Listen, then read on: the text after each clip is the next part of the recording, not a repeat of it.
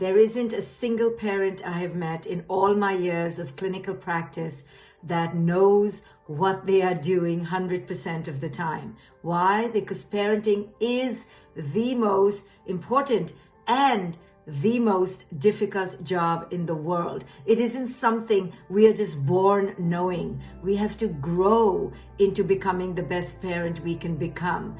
Conscious parenting is a game changer. I have used it with my daughter and with hundreds of my clients. And now I have a coaching institute where I train thousands of coaches to go out there, and they all say that if it wasn't for conscious parenting, they don't know where they would be today.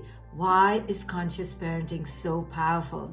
Because it teaches the parent to raise themselves, to parent themselves. And through parenting oneself, you can parent your children far more effectively. So we are done with chaos, we are done with conflict, with anxiety, with stress, and we enter this beautiful flow and connection with our children.